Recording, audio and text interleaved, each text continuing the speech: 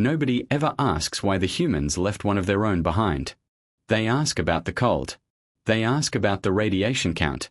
They ask how a relay station older than most of its crew's grandparents could fail so quietly that nobody heard it happening until it was almost too late.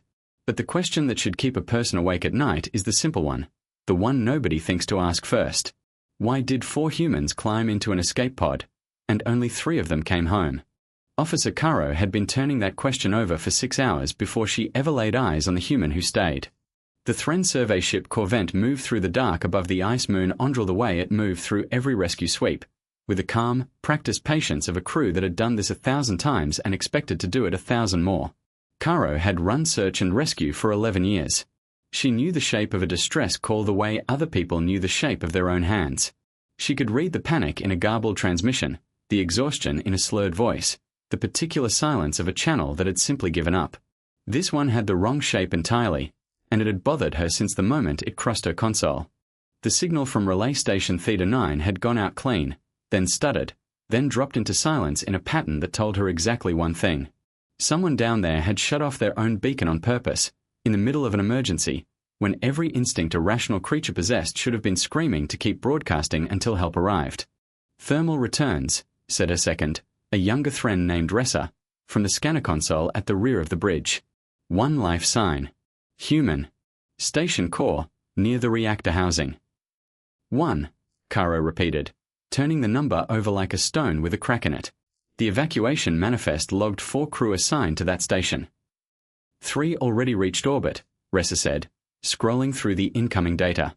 Independent escape pod, no station registry, transponder tagged to a private survey contract out of the core ward Concordat. They're requesting pickup themselves. 40 kilometers out, drifting on minimal thrust. Caro looked through the forward viewport at the moon turning slowly beneath them. Ondril was the kind of place that killed careless people slowly and unlucky people quickly. Its ice crust groaned under 17 atmospheres of trapped internal pressure, venting geysers of frozen ammonia that could shear a hole open like wet paper if a pilot misjudged the timing by even a few seconds. The relay station sat inside a natural ice cavern for radiation shielding, which meant reaching it required threading a needle made of moving rock and worse. "Open a channel to the pod," Caro said. "I want to know why there is a 4th crew member still sitting inside a dying station." The voice that answered was young, human, and shaking in a way Thren voices simply did not shake, because Thren vocal architecture was built around a stable social hierarchy that had never needed to produce this particular register of fear. "She told us to go," the voice said. "The core's flooding with coolant radiation, all through the lower corridor. She said there wasn't time to get all 4 of us suited and clear before the level spiked, so she stayed to manually seal the breach, so the rest of the station holds pressure long enough for you to reach her." Caro felt something move through her chest that she did not yet have a word for. "She volunteered," she said slowly, "the way a person repeats a number that refuses to add up correctly no matter how many times they check it. For 3 others. She holds no genetic relationship to any of you, no legal contract obligating her to remain." There was a pause on the channel that stretched a beat too long to be comfortable. "She's our engineer," the young man said, as if that single fact settled the matter entirely, as if it required no further explanation at all. "Her name is Mara." Caro closed the channel and looked at Ressa. Her second was watching her with the particular careful stillness Thren crew used when they did not want to be the one to voice the obvious question first. Caro asked it herself, quietly, mostly for her own benefit.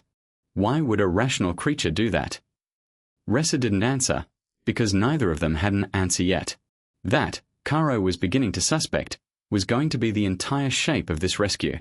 Caro had built her whole career on the assumption that behavior could be reduced to incentive, if you were patient enough and honest enough about the variables. Every species the Thren Concordat had ever catalogued fit somewhere on that chart, however strange its customs looked from the outside. The Ossa reached traders who would not speak a single word of business without first exchanging 3 gifts of exactly equal value. The Kethran colonies who tracked blood debt across 4 generations and considered forgiveness a kind of theft from your own descendants.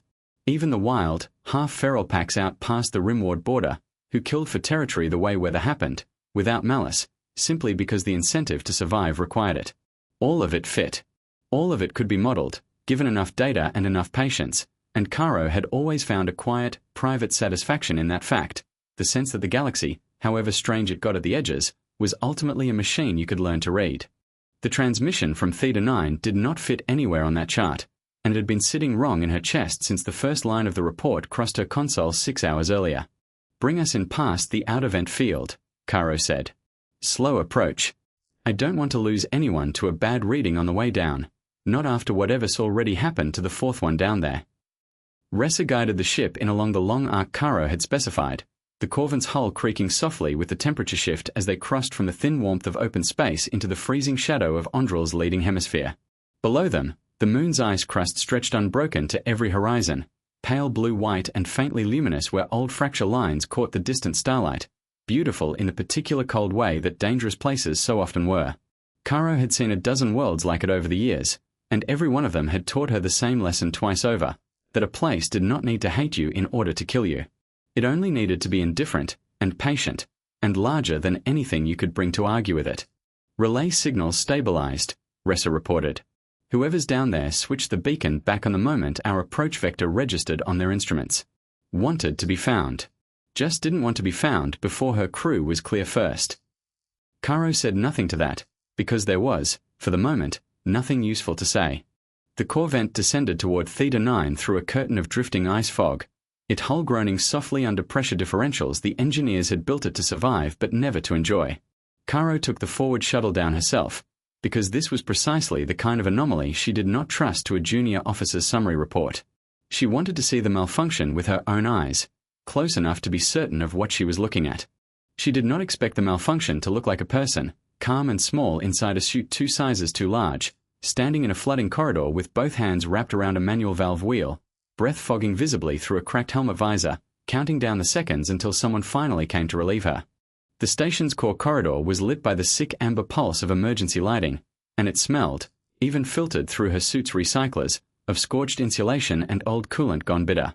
Caro found the human exactly where the last transmitted readings had placed her. Mara Voss was not a large creature by any measure. Pale, dark-haired, unremarkable in the particular way most young contract engineers on remote postings were unremarkable, she knelt braced against a valve that hissed and spat frozen vapor every few seconds, her whole body angled to keep her weight against it. "You're later than I hoped," Mara said through the comm, her voice tight but level, almost conversational. "Little help, if you've got a spare hand." Caro had run 11 years of rescues. She had pulled survivors from reactor fires, from crushed transports, from the airless black with 60 seconds of breathable air left between them and death. She had never once had a rescued party open the conversation with something that sounded, however faintly, like humor. "Step back from the valve," Caro said. "We will seal it remotely from the shuttle." "You do that and this whole corridor vents straight into the cavern in about 4 seconds, Mara said. "I'm not being dramatic. I'm reading you the actual room." Caro checked the readout scrolling across her wrist display. The human was correct. The remote seal required a secondary relay that had already failed in the initial coolant surge, which meant the only thing standing between 3 people getting safely home and 40 kilometers of vacuum flooding the station core was 120 pounds of human being stubborn on purpose, in a suit that was clearly not her own size. "Whose suit is that?" Caro asked, because some detail in her had already noticed and filed it before the rest of her caught up. "Station spare," Mara said, grunting as the valve fought her grip. Mine tore a seam getting the others suited first. Wasn't going to argue with the clock over it. They worked the valve together for 6 minutes while Ressa's team cut a secondary path down through the surface access shaft. Caro said very little. She did not know what to say to a creature that had, by every calculation Thren Doctrine offered her, already forfeited its own survival odds for the benefit of 3 people who could offer nothing back in return. No shared bloodline. No standing obligation. No future advantage anywhere Caro's models could locate it. "You could have simply gone with them," Caro said finally, unable to hold the observation back any longer. "The pod had room. Nobody would have questioned the choice." "I would have questioned it," Mara said, teeth gritted against the effort of holding the wheel steady. "That's kind of the part you're missing.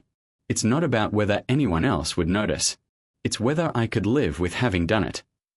Live being the operative difficulty, given the radiation levels in this corridor."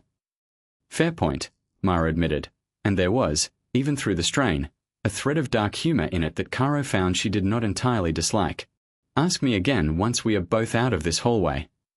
The valve gave another half-turn under their combined effort, venting a fresh gout of frozen vapor that crackled and fell like sudden snow across both their visors. Somewhere above them, through the groaning structure of the failing station, Caro heard the distant metallic bang of Ressa's team finally breaching the surface hatch. "Nearly there," Caro said, surprising herself with how much she meant it as encouragement rather than simple status. "Told you," Mara said, breathless. "Just needed the extra set of hands." When they finally hauled Mara clear of the corridor and into the waiting shuttle, her hands were shaking hard from cold and adrenaline, and the first thing she did once her helmet came off, before she'd even caught her breath, was reach across the narrow cabin and offer her single thermal blanket to the Thren crewman seated beside her. His name was Vel, a young engineer who'd taken a chunk of shrapnel to the shoulder during the extraction and hadn't said a word about it. "You're bleeding worse than I am," Mara said, wrapping the blanket around him before he could object. "I run warm anyway. Occupational hazard of a Class 9 death world, or so I'm told." Vel stared at the blanket in his lap the way a person stares at something that might be a trick. Thren did not give away resources to strangers who could not repay the debt. It simply was not done, not out of cruelty, but because in a society built entirely on tracked obligation, a gift that could never be repaid wasn't generosity at all. It was a variable you could not calculate around, and variables you could not calculate around were, by long and careful cultural consensus, dangerous. "I have nothing to offer you in return," Vel said carefully, testing the words like unfamiliar footing. "Didn't ask you to," Mara said, already closing her eyes against the shuttle's bulkhead, exhaustion finally catching up to her all at once. "Just get warm." One of the other deck crew, a quiet older Thren named Pharaoh who rarely spoke unless directly addressed, watched the same exchange from across the cabin with an expression Caro could not immediately place. It took her a moment to recognize it as something close to alarm, the particular unease of a person watching a transaction occur that broke every rule they had ever been taught governed fair exchange between two parties. "She has given away her only protection against the cold," Pharaoh said quietly, mostly to himself, "to someone she has known for less than an hour, who cannot repay her, and who did not even ask for it." "Yes," Caro said. "That is not how anything is supposed to work," Pharaoh said, not quite a question. "No," Caro agreed. "It is not how anything Thren is supposed to work. I am beginning to suspect that is precisely the point of her." Caro watched this small exchange from the pilot's seat and felt the first hairline crack form in something she had considered, until that exact moment, to be entirely settled and permanent. Aboard the Corvette, Caro ran the mandatory debrief the way she ran everything else, by the book, in the small grey briefing room behind the bridge, with Mara seated across the narrow table under a data lattice quietly recording every word for the Survey Authority's permanent records. The room was small and spare, built for efficiency rather than comfort, its single narrow viewport showing a thin sliver of Ondrel already shrinking behind them as the ship pulled away. Mara sat with her injured ribs still taped tight beneath a borrowed shipsuit, her posture careful but unbowed, watching Caro with a patient, faintly amused expression of someone who had sat through a great many official debriefs in her life and expected this one to run much like all the others had. "Explain your decision," Caro said. "You possessed a viable evacuation window. You chose instead to remain inside a lethal radiation environment in order to protect 3 individuals with no legal or genetic claim on your continued existence." Mara considered the question longer than Caro expected her to. "They were my crew," she said finally. "That is not a claim recognized under any framework I am familiar with." "It's recognized under mine," Mara said, and something in her voice wasn't defiant so much as simply tired. The particular tired of a person who has explained the same thing many times to people who will never quite hear it the way she means it. "Where I'm from, you don't leave people behind. It's not a written law. Nobody sits you down and makes you sign anything. You just don't. It's not even really a choice most days. It's closer to a reflex." Caro had grown up on a world where every transaction between two Thren, from a shared meal to a rescue at sea, generated an obligation that both parties tracked carefully for the rest of their lives. It was not coldness. It was structure. It was how a species without pack instincts had learned to cooperate at all, by turning every kindness into a debt and every debt into a promise of future safety, both parties equally bound and equally protected by the accounting. A creature that gave without tracking the return wasn't virtuous by that measure. It was unpredictable, and an unpredictable variable inside a system built entirely on prediction was, almost by definition, a threat. "Your species does this often," Caro said. It came out less like a question than she intended. More often than you'd think, Mara said, turning her cup of nutrient tea slowly between both hands, watching the surface ripple. Doesn't always end well. Sometimes it ends about as badly as it possibly could. But we keep doing it anyway. You could have died today. For people who owed you nothing at all. Yeah, Mara said simply. That was sort of the point. I do not understand how you arrived at a point like that one, Caro said, and heard, faintly, an edge of something almost like frustration creeping into her own voice. I lost a crewman 4 years ago. A supply run gone wrong. A hull breach nobody could have sealed in time. I ran every number available to me before making the call to withdraw the rest of the team rather than attempt a rescue with unacceptable odds. It was the correct decision. Every review board since has agreed it was the correct decision. And I have not, in 4 years, stopped running that number again in the quiet hours, wondering whether correct and right occupy the same space at all. Mara was quiet for a moment, watching her with something that wasn't pity. Did the numbers change, the 10th time you ran them? No, Caro admitted. They never change. That is rather the discipline of it. Then maybe that's the difference, Mara said gently. You ran the numbers and trusted them, even when it cost you something to trust them. I just never learned to run the numbers first. I go, and I figure out afterward whether it was smart. Doesn't make me braver than you, Officer Caro. Just makes me built a little differently is all. Caro did not have a prepared response to that either, which unsettled her more than she wanted to admit even privately. She ended the debrief and returned to the bridge, where Ressa was waiting with a routine status update that turned out not to be routine at all. Command wants her flagged for extended behavioral evaluation, Ressa said, reading from the incoming directive. Possible instinct malfunction. Category open. They want a full study once we reach the relay station. Caro looked through the viewport at Ondril receding slowly behind them, its ice crust catching the thin distant light of a star that did not care one way or another what had almost happened down there in its shadow. Log the directive as received, Caro said. But note, separately and quietly, that Vel disagrees with the flag. He does. He gave her his ration of painkillers an hour ago, Caro said. Unprompted. First time in 3 years I have seen him extend anything to a stranger outside his own birth clutch. It was a small thing. Caro filed it away without fully understanding, yet, why it felt important enough to keep. It would matter a great deal later, though she did not know that yet, the quiet, unremarkable decision of one crewman choosing, without being asked and without expecting anything back, to extend to a stranger the exact same unrepayable kindness that had just been done for him.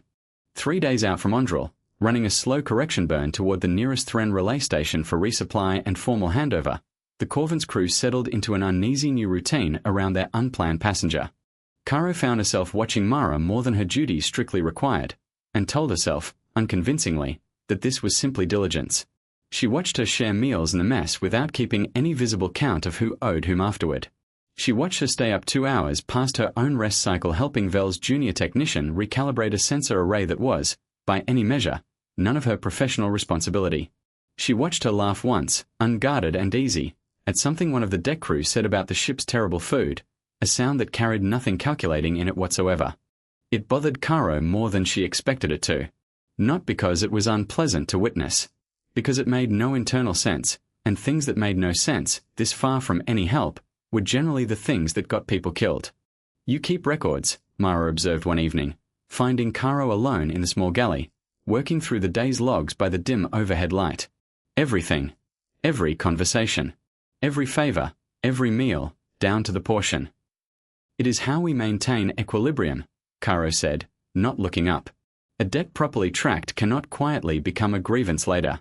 Everyone always knows precisely where they stand. Sounds exhausting. It is reliable, Caro said. I know exactly what I owe, and exactly what is owed to me, at every moment, with every person aboard this ship. There is a great deal of comfort in that certainty. Mara considered this for a while, turning her cup between her hands the way she did whenever she was thinking something through properly rather than simply answering on reflex. Where I'm from, she said eventually, we mostly just trust that people will do right by us, because we did right by them first, and we don't keep score of it after. No layer. Sometimes it doesn't pan out. Sometimes people take and never give a thing back, and that's genuinely rough, I won't pretend otherwise. But enough of the time it does work out, and when it works, it's, she paused, searching for the shape of the word she wanted. It's lighter, somehow. You're not constantly doing arithmetic on the people around you. You just get to be with them. That sounds like a system engineered to be exploited by anyone willing to take without giving. It absolutely is, Mara agreed, entirely unbothered by the observation. We get exploited plenty. Doesn't stop us doing it anyway, generation after generation. Why not simply stop, then? Caro pressed, genuinely curious now rather than merely cataloguing data, if the cost is so easily and so often taken advantage of by people who will never repay it. Mara was quiet for a long moment before she answered, and when she finally did, her easy humor had drained out of her voice entirely, replaced by something plainer and more serious. Because the one time it actually matters, she said, it matters more than almost anything else in the world. And here's the thing, you don't get advance warning about which day is going to be that day. Nobody sends you a memo. So you keep doing it. Every single day, for people who'll never need it and people who might, because you can't sort the two groups apart in advance. In case today turns out to be the one that counts. There must be some mechanism, Caro pressed, unwilling to let the point go quite yet. Some check against total exploitation. No system survives generations of unrepaid giving without collapsing under its own weight, unless something else is holding the balance in place that you have not yet told me about. Maybe, Mara allowed. Maybe it's just that most people, most of the time, do try to give something back, even if nobody's keeping score of it officially. Not because the rules say to.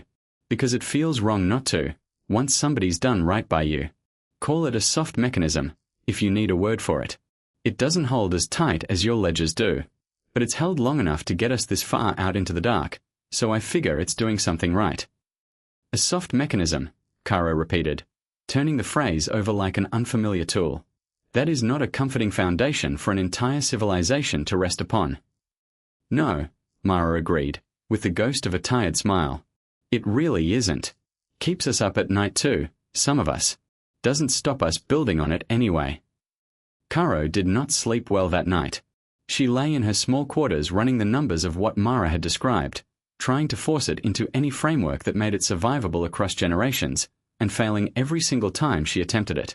A species that gave without tracking should, by every model Caro had ever been trained in, have collapsed under the accumulated weight of its own exploited generosity within a handful of generations at most. And yet here was one of its members, whole and entirely unbothered, having very nearly died only days ago to prove the principle held under real pressure. Caro did not know it yet, but she had just planted, without quite meaning to, the quiet seed of a decision that would matter enormously 6 days later. She began, without any official sanction whatsoever, keeping her own private log of every single instance of unrepaid kindness Mara extended aboard the ship. She told herself, unconvincingly, that it was research. It did not entirely feel like research, even to her. The following morning, Caro found Vel in the small equipment bay off the aft corridor, running a diagnostic on a sensor mount that did not, by her own schedule, need attention for another 2 shifts. Mara was beside him, sleeves rolled up past the elbow, guiding his hands through a recalibration sequence with the patient, unhurried manner of someone who had taught this exact procedure to a dozen junior engineers before him and expected to teach it to a dozen more. You didn't need to come down here, Vel said to her, not for the first time that morning, by the sound of it. I know, Mara said. Wanted to anyway. Beat sitting in quarters counting the hours until the relay station. There is no debt attached to this, Vel said carefully, still testing the shape of the idea the way he had tested the shape of the blanket days earlier. I want to be certain you understand that. I cannot repay instruction with anything of equal value. My contract does not permit gifts of this nature to civilians. Wasn't a gift with a price tag on it, Vel, Mara said, not unkindly. Just figured you'd rather learn it right than learn it the hard way, same as anybody. That's the whole transaction. There isn't a second half coming. Vel was quiet for a long moment, turning the sensor housing over in his hands. On my second posting, he said eventually, a senior officer taught me how to reroute a failing coolant line during a training exercise, entirely without being asked, and refused any acknowledgement of the debt for the rest of the posting. I did not understand it then. I filed it as an anomaly and moved on, the way one is trained to. I believe I understand it slightly better now. Caro, standing unseen in the corridor beyond the open hatch, found she did not have anything to add to that, and did not try to. She simply noted it, quietly, in the log she was no longer entirely pretending was research, and moved on to the bridge to check the ship's projected course toward the relay station, unaware that the correction burn scheduled for later that same day was about to put every careful theory she had been building to a test she had not asked for. The correction burn that should have carried the corvette cleanly past the outer debris belt near the relay station instead put them directly in the path of a fragment field that nobody's charts had ever flagged, old wreckage drifting slow and nearly invisible from a mining collapse decades earlier, the kind of hazard that only ever showed up on a scanner a few seconds before it mattered. The impact alarm sounded at 0340 ship time. A fragment roughly the size of a ground car clipped the corvette's aft reactor housing at an angle that should have been survivable and, through the particular bad luck that defines most real disasters, wasn't quite. Karo woke to the sound before her mind had finished processing what it was, the deep structural groan of a hull absorbing an impact it hadn't been braced for, followed a half-second later by the shrill cascading tone of the emergency klaxon rolling down every corridor at once. She was on her feet and moving before she had consciously decided to move, pulling on her duty jacket in the dark, counting the seconds automatically the way 11 years of drills had taught her body to do without asking her mind's permission first. The corridor lights had switched to the hard red of emergency power by the time she reached the bridge, throwing long strange shadows across a crew that was already scrambling into position with a controlled, practiced urgency of people who had trained for exactly this and never quite believed they would need it. Somewhere below decks she could hear the distant hiss of an atmospheric seal engaging, and beneath that, fainter, the particular groan of metal under stress that she had learned, over the years, never to ignore. Karo was on the bridge within 90 seconds, reading the damage report scrolling too fast down her console to properly absorb on the first pass. Coolant containment breached in the aft reactor corridor. Radiation shielding compromised along a 12-meter section. A manual isolation valve, the only remaining barrier between a contained leak and a full-core flood, now required to be closed by hand, because the automated system had failed with the very first impact. It was, Karo would think much later, an almost unbearably exact echo of the valve on Andril. She did not have time in the moment to notice the symmetry of it. Emergency seal requires direct physical presence at the valve, her engineering chief reported, his voice clipped with the particular flat calm Thren crew used when they were most afraid and least willing to show it. Radiation levels in that corridor reach lethal exposure within 4 minutes unprotected. A full suit buys perhaps 11, given the current leak rate. Time required to close the valve manually, working blind, given the debris damage. 8 minutes, minimum. Possibly longer if the housing's jammed the way it looks from here. The arithmetic did not work. Karo ran it 3 separate times in her head and it still did not work. Whoever went into that corridor would not be coming back out inside any window that could reasonably be called survivable. Evacuate the entire aft section, Karo ordered. Full crew forward, seal every intervening bulkhead. We will vent the corridor to vacuum and lose the reactor entirely before we lose a single person. Venting the reactor housing costs us main propulsion, her engineer said grimly. We would be adrift hulk 40 kilometers short of the relay station, with no reliable way to signal for rescue before life support runs out for all 12 of us. Karo felt, for the first time in 11 years of command, the particular vertigo of a decision with no acceptable answer buried anywhere inside it. Every option in front of her cost someone something. That was new. Thren doctrine, for all its careful weighing of debts and returns, had never once trained her for a choice with no version of it that actually worked. It was Vel who finally spoke into the taut silence, his voice rough with a fear Karo recognized immediately because she was fighting the exact same thing. Mara knows engineering systems better than any of us aboard, he said. She rebuilt half of Theta 9's coolant grid with her own hands, alone, under worse pressure than this. If anyone stands a chance of closing that valve inside the actual window. Karo looked around the bridge at the faces turned toward her, waiting for an order that did not yet exist, and felt the full weight of 11 years of command settle onto a decision that no amount of experience had prepared her to make cleanly. She thought, briefly and uselessly, of the crewman she had lost 4 years earlier, of the review board that had called her withdrawal the correct decision, of how little comfort that particular word had ever actually provided her in the years since. She did not want another name added to that ledger. She was not certain, in this moment, that she had any way left to prevent it. She is a civilian passenger, Karo said, sharper than she intended. I will not order a non-crew member into a lethal radiation corridor to solve a problem my own engineers created. You would not have to order her, Vel said quietly. That is rather the entire point of her, isn't it? Caro turned. Mara was already standing in the hatchway behind them, dressed in a borrowed engineering suit 2 sizes too large, her face pale but her hands perfectly steady, and Caro understood with a cold, falling certainty that the choice had already been made somewhere she had not been standing in time to stop it. Don't, Caro said, and it came out sharper and more urgent than any order she had given in years of command. The exposure window does not close in time for you. You will not survive 11 minutes inside that corridor. I won't need 11, Mara said, already sealing her gloves at the wrist. I know that exact valve assembly. I've run it twice before on old survey rigs half this ship's age. 6 minutes, maybe 7 if the debris has jammed the housing badly. That remains inside a lethal dose by any reasonable margin. It's inside a survivable one, assuming your medbay stocks rad scrub treatment, which I'd bet good money it does. Mara met her eyes, and there was no bravado anywhere in her expression, only a flat, practical calculation of her own that owed nothing to Thren mathematics and everything to something Caro still did not have a proper name for. I'm not doing this because my own life doesn't matter to me, Officer Caro. I'm doing it because I can survive the dose, and none of your crew can survive being 8 minutes too slow sealing that breach. This isn't sacrifice. It's just figuring out which one of us can actually finish the job and still walk out the other side.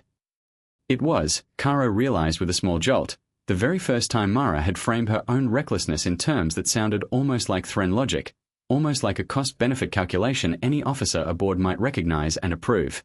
And yet it wasn't quite that at all. Because underneath the practical wording sat the exact same thing Caro had witnessed on Ondril, a willingness to spend herself first, before anyone had even finished asking whether the ledger required it of her. I am coming with you to the corridor threshold, Caro said. I will not send you in there blind, without a second set of eyes on your readouts. Wasn't planning to ask you to sit this one out, Mara said, and for half a second something that might almost have been a real smile crossed her face. Come on, then. Clock's already running. The next 6 minutes were the longest of Caro's professional life. She stood at the sealed hatch relaying readouts while Mara worked inside a corridor lit only by the dying red pulse of a single emergency strip, coolant vapor boiling off in cold ghostly sheets around her gloved hands as she fought a valve housing that had never once been designed to be operated manually, by anyone, under any circumstances. At the 3-minute mark, Mara's suit lights flickered once, then steadied, and Caro's pulse spiked before the readout confirmed it was only a power fluctuation from the damaged corridor grid, not a fault in the suit itself. At 3 minutes 40, a second tremor ran through the ship, smaller than the original impact but enough to shift loose debris somewhere inside the corridor with a sound like gravel sliding down a metal chute. That wasn't me, Mara said immediately, before Caro could ask. Structures still settling from the hit. Ignore it, I've got both hands full. At the 5-minute mark, the radiation counter on Caro's wrist display crossed into the zone her own medbay classified as requiring immediate emergency treatment. At 5 minutes 40 seconds, Mara's voice came through the comm, breathing hard now, words clipped short by real effort. Housings jammed on debris. Give me a second here. You do not have a second to give, Caro said, and heard, distantly, that her own voice had gone unsteady in a way it never had in 11 full years of service. Working on it, Mara said, and there was strain in it now, real and unmistakable, but no panic. Talk to me. Anything. Doesn't matter what. What? Caro said, thrown. Distraction, Mara gasped, wrenching at something with a grinding metallic shriek. Helps. Talk. Vel is asking after you on the general channel, Caro said, because it was the truest thing immediately available to say. He has asked 3 times in the last minute alone. Tell him, Mara said, and then stopped, grunting hard as the housing finally gave a fraction of an inch. Tell him I still owe him one for the painkillers. You gave him a blanket. He owes you. Not how it works, Mara managed, half a laugh buried somewhere inside the strain. Nobody owes anybody. That's rather the whole point I keep trying to explain to you people. How's Vel taking it? Mara asked suddenly, breath ragged, still fighting the housing with everything she had left. The whole no-debt thing. Since the blanket. Poorly, by his own account, Caro admitted, startled by the question in the middle of everything else happening around them. He said this morning he no longer trusts his own instincts as thoroughly as he once did. Good, Mara gasped, and there was real warmth buried somewhere under the strain of it. That's the whole idea. Cracks the shell a little. Let something new in. This does not seem like the appropriate moment for philosophy. Best moments usually aren't appropriate, Mara said. Doesn't stop them happening anyway.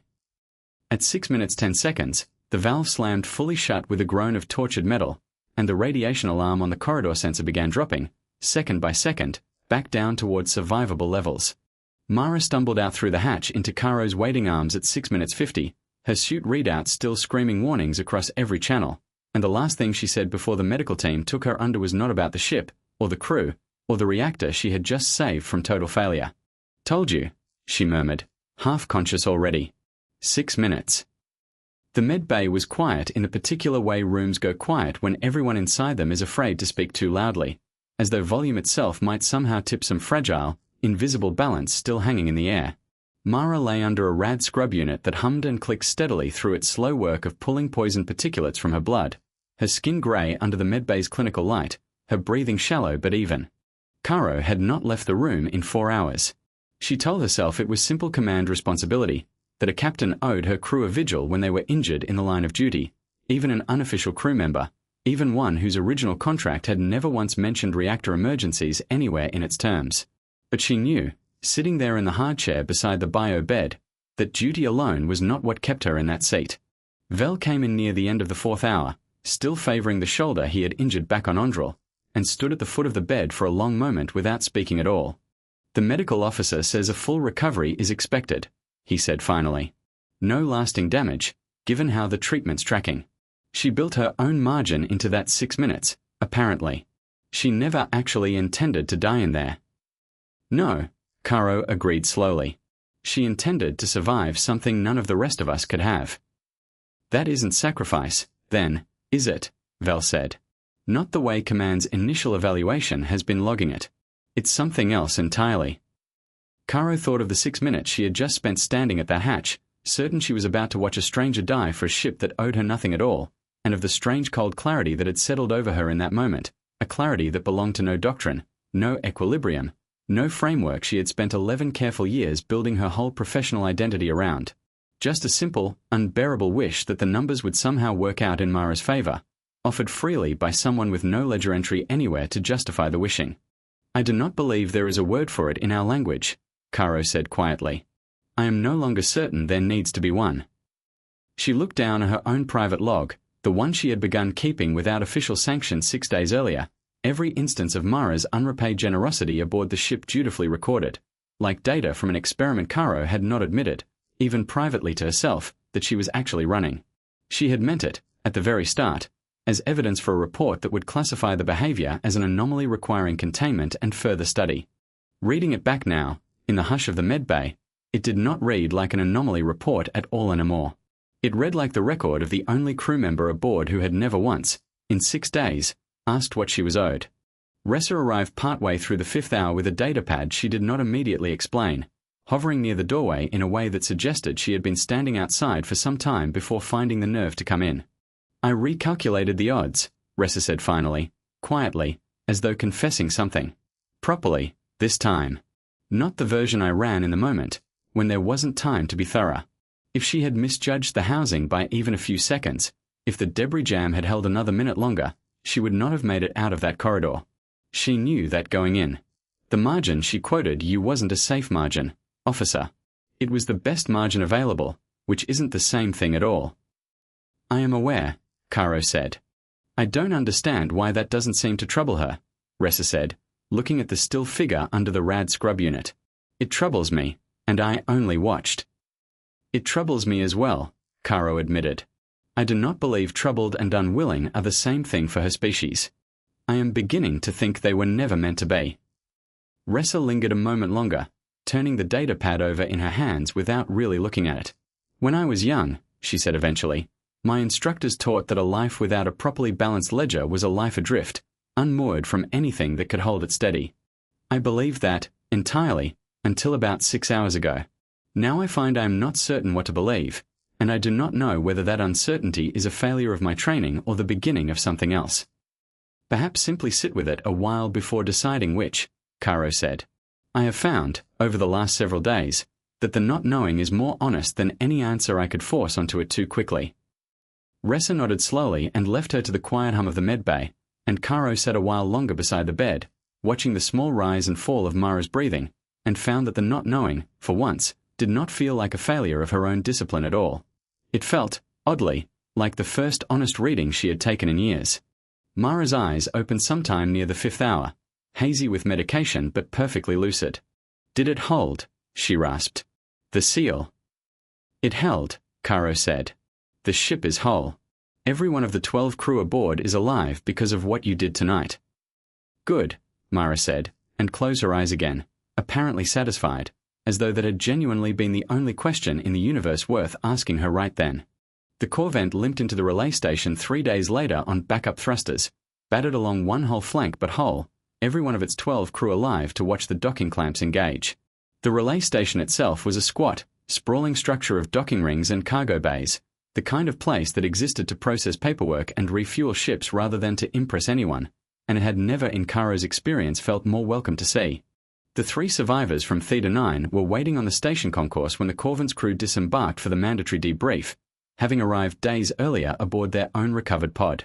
The young man whose voice Caro had first heard over the comm, tense with a fear his species did not usually broadcast so openly, turned out to belong to a lean, sun-browned engineer named Tobin, who crossed the concourse the moment he saw Mara being helped off the shuttle and pulled her into an embrace so sudden and so entirely without ceremony that 2 of the station's dock officers instinctively reached for their sidearms before realizing, a beat too late, that it was not an assault of any kind. "You absolute idiot," Tobin said into her shoulder, his voice cracking in a way that had nothing to do with fear this time. "You said 6 minutes. It was closer to 7. I counted." "Housing jammed," Mara said, patting his back with the arm that wasn't still healing. "Swimmy." "I might," Tobin said, pulling back to look at her properly, checking her over with the frank, unembarrassed thoroughness of someone who had clearly done this exact inventory of her before. "Command's going to want a full report." "Command's already got one," Caro said, stepping forward before she had entirely decided to. "I filed it myself." Tobin looked at her for a long moment, some private calculation passing behind his eyes that Caro could not read and did not try to. "Thank you," he said finally, simply, "for going back for her." "I did not go back for her," Caro said. "She went back for you 3 first. I only went to fetch her home afterward. There is a difference, and I believe it matters which one of us made the harder choice."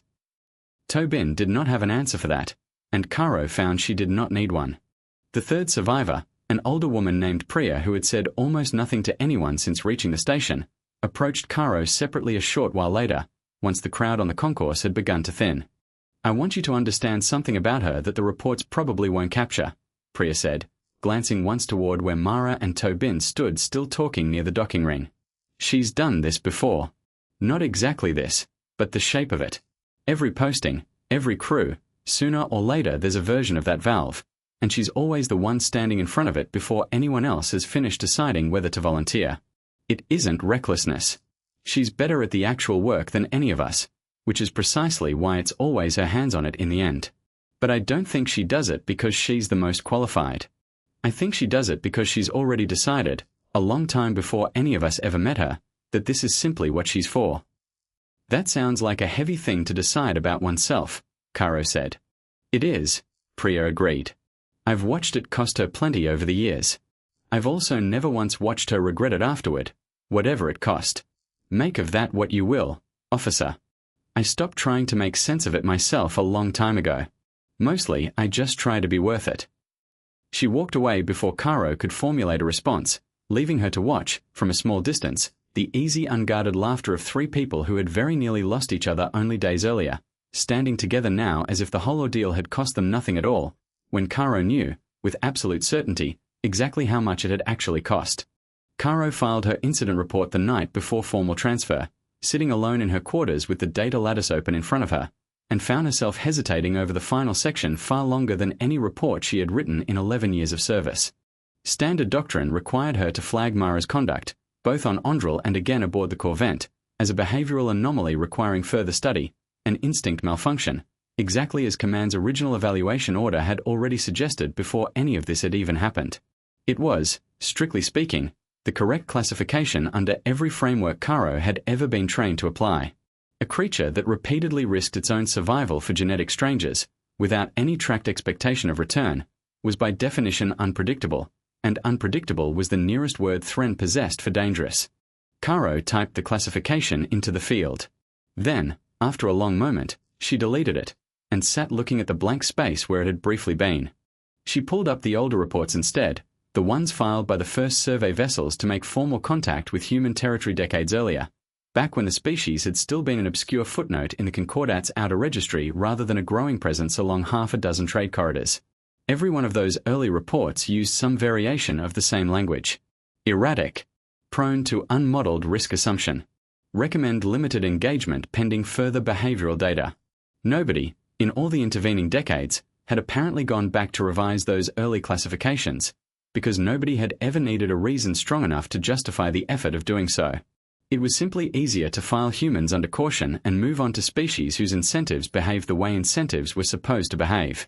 Caro found, reading those old reports again with new eyes, that she resented them slightly, on Mara's behalf, in a way she would not have known how to explain to anyone who had not stood at that sealed hatch with her. She thought of Vel, offering his own medication to a stranger without once being asked.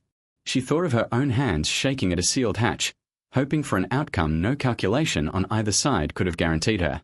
She thought of Mara's answer, 3 days out from Ondrel, when Caro had asked her plainly why any species would keep giving inside a system so easily and so often exploited.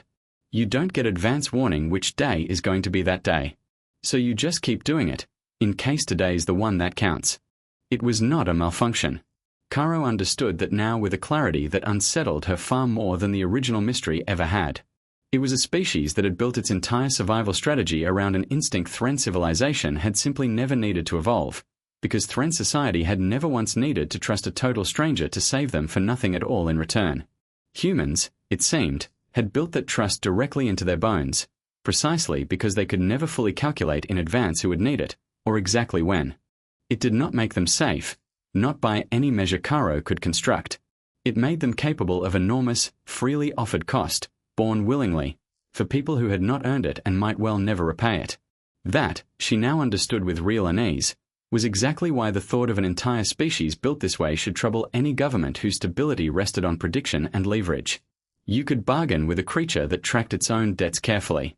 You could threaten a creature that placed its own survival above all else. You could not reliably do either to a creature that had already decided, long before any danger ever arrived, that certain things were simply worth spending itself on regardless of the cost.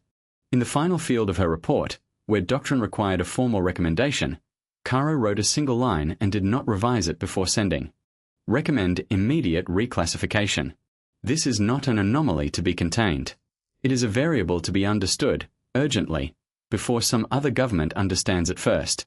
She sat with the report open a moment longer, reading her own words back once, and then closed it and sent it up the chain before she could talk herself out of any part of it.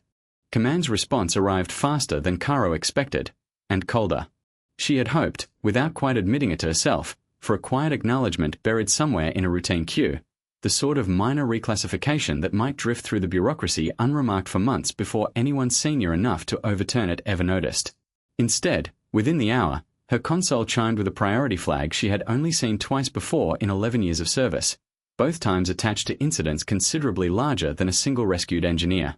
A senior evaluator named Thessaly, whose voice carried the particular flat authority of someone who had spent decades never once being wrong in a way anyone above her cared to challenge, requested a live channel within the hour. Your recommendation is unorthodox, Officer Caro, Thessaly said, her image steady on the small display in Caro's quarters. You are asking this office to treat an uncontrolled variable as an asset rather than a risk. Explain the reasoning, briefly. Caro had expected the challenge. She had not expected how ready she was for it. Because containment assumes the behavior is rare, Caro said. It is not rare. It is foundational to how this entire species organizes itself. You cannot contain a foundation. You can only choose whether to understand it or be surprised by it later, at a worse moment, with less information than you have right now. You are suggesting we cannot predict humans. I am suggesting our usual instruments for prediction do not apply to them, Caro said. Debt. Leverage. threat to self-interest. All three assume the subject values its own preservation above unrelated others. This subject does not, reliably, under exactly the conditions where it matters most. That is not a flaw in our instruments. It is a gap in what our instruments were ever built to measure. Thessaly was quiet for a long moment, studying something off-screen that Caro could not see. And if this office decides the correct response to an unmeasurable variable is still containment, then I would ask this office to consider, Caro said carefully, what happens when a species built this way discovers it has been quietly contained by strangers who never once bothered to ask it a real question first. I would rather this office spend its resources understanding a friend than discover, at considerably worse cost, that it manufactured an enemy out of simple carelessness. Thessaly's expression did not change, but she was quiet for a moment longer than the exchange strictly required. You have grown attached to your subject, Officer Caro. I have grown accurate about my subject, Caro said. The two are not the same thing, though I understand why they might look similar from your seat. They rarely are the same thing, Thessaly said, something almost like the ghost of approval crossing her voice for the first time in the entire conversation. I will forward your recommendation with a note of my own attached. I make no promise as to what becomes of it further up the chain. But I will say this much, officer. In 30 years of evaluating anomaly reports, I have read a great many that argued a species should be feared. This is the first that has argued, with any real evidence behind it, that one should simply be understood before anyone decides anything else about it at all. The channel closed a moment later, and Caro sat alone in her quarters for a long while afterward, uncertain whether she had just protected something worth protecting or simply delayed an outcome that had already been decided somewhere far above her rank. It was Vel, oddly, who found her there an hour later with an update that had nothing to do with policy at all.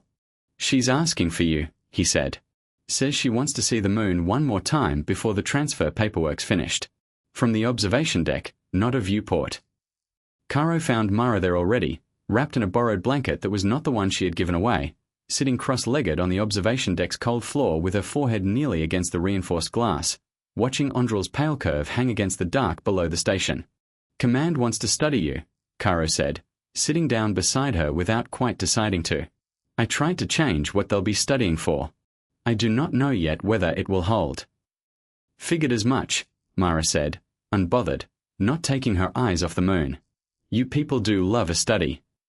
I told them you were not broken, Caro said, quieter than she intended.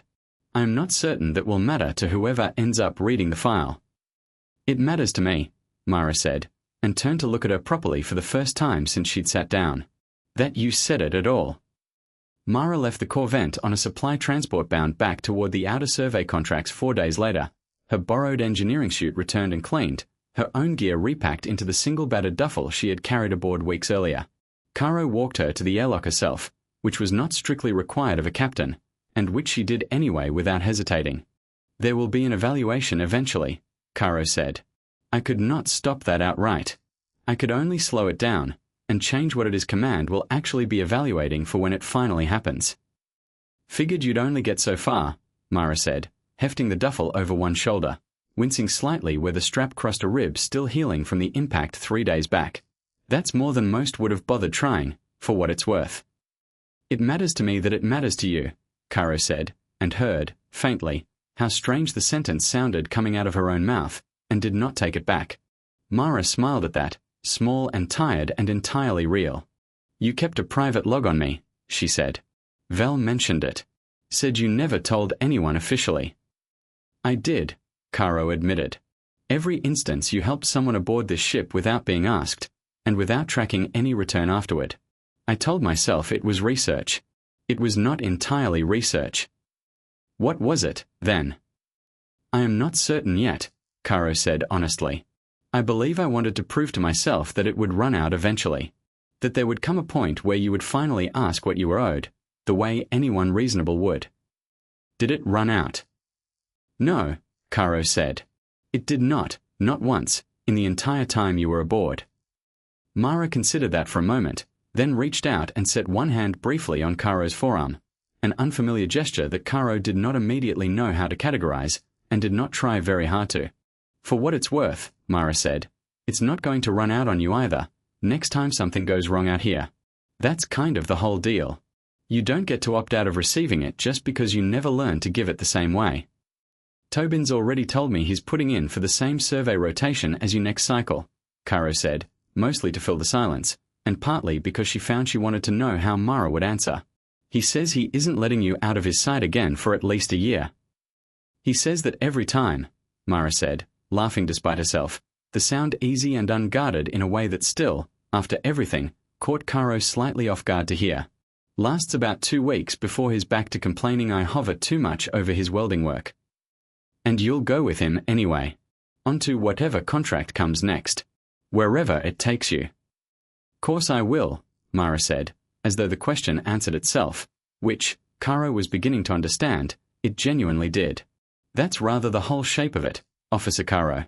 You don't get to pick the easy version and still call it the same thing you started with.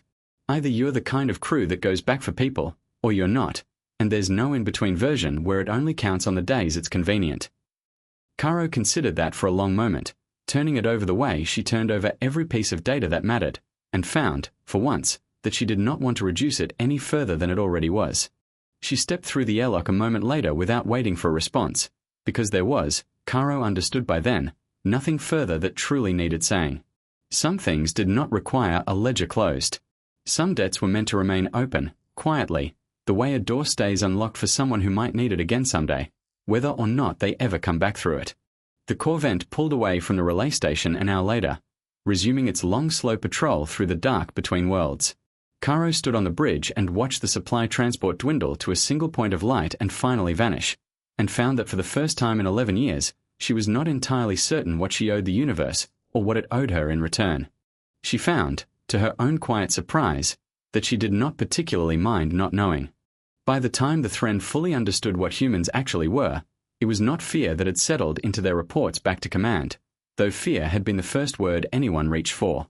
It was something closer to the uneasy, unmeasurable beginning of trust, freely given, that no framework aboard the Corvette, and no doctrine anywhere in the wider Thren fleet, had ever quite prepared them to receive. 6 months later, Officer Caro received a data packet routed through 3 relay stations before it finally reached the Corvette, now patrolling a quieter stretch of the outer Concordat border. It carried Thessaly's formal seal, and beneath that, a second seal Caro did not immediately recognize, belonging to a joint advisory office she had not known existed until that exact moment. The report inside was considerably longer than the single line Caro had submitted 6 months earlier, but its conclusion, buried on the final page beneath several layers of careful bureaucratic hedging, amounted to much the same thing she had argued for at the start. Humans were to be reclassified, provisionally, from anomaly to unmodeled variable of significant interest, a phrase that meant, in practice, that the study command had originally intended to run on a single frightened engineer had quietly become something closer to a diplomatic outreach initiative, run by people considerably more senior than Caro, who had apparently found her original recommendation compelling enough to build an entire office around it. Attached to the report, almost as an afterthought, was a short personal note from Thessaly. You will be interested to know the human engineer in question has since been formally consulted by this office on 3 separate occasions, at her own insistence, without compensation beyond her standard contract rate, a detail she apparently found unremarkable enough not to mention until we asked directly. I confess I no longer find it unremarkable myself. Caro read the note twice, then set the datapad down and looked out through the small viewport of her own quarters at the slow-turning stars beyond, and thought, not for the first time since Ondrel, of a valve wheel and a cracked visor and 120 pounds of stubborn certainty standing between 3 strangers and the cold. Ressa found her there a short while later with an unrelated status update, and paused in the doorway when she noticed the datapad still open on Caro's desk. Good news, I take it, Ressa said. Complicated news, Caro said. Which I have come to understand is the only kind that particular species tends to produce. Do you regret it? Ressa asked. Sending that report the way you did, instead of the way Command originally wanted. Caro considered the question seriously, the way she considered every question that mattered. No, she said finally. I have spent 11 years believing that a well-kept ledger was the only thing standing between order and chaos out here. I still believe that, mostly. But I have also come to believe there is a second kind of order I never once accounted for, one that does not track its debts at all, and somehow holds together anyway, out of nothing more than a stubborn, unreasonable insistence that some things are simply worth doing regardless of what they cost. I do not fully understand it yet. I am no longer certain I need to, in order to trust it. Ressa left her to her thoughts a few minutes later, and Caro sat a while longer in the quiet hum of the ship, running the numbers on nothing in particular, and finding, for the first time in a long while, that she did not mind when they refused to add up cleanly. Somewhere out past the edge of Concordat space, on a contract world with a name Caro had never learned, a small dark-haired engineer was almost certainly, at that exact moment, doing something for a total stranger that no ledger anywhere would ever record and no debt would ever quite repay. It would not make the history books. It would not change the shape of the galaxy overnight. It was, Caro had finally come to understand, never meant to. It only had to happen quietly, again and again, on the days nobody was watching, in case today turned out to be the one that counted. That, in the end, was the only kind of accounting that had ever truly mattered to them at all. Caro thought once more of the first image that had ever come to define this whole strange, unresolved chapter of her career. A small human figure standing calm in a flooding corridor, both hands wrapped around a valve that owed her nothing, holding a line for people who could never fully repay what it cost her to hold it. She had walked into that corridor half expecting to find a malfunction. She had walked out having witnessed, without yet having the language for it, the quiet, unglamorous shape of something her own civilization had never built into itself, and had spent every day since trying, imperfectly, to make a little more room for. She did not know, sitting there in the hum of the Corvette with the stars turning slowly beyond the viewport, whether that room would ever be enough. She knew only that she intended to keep making it anyway, one small unrepaid kindness at a time, in case today turned out to be the day that counted. It generally was.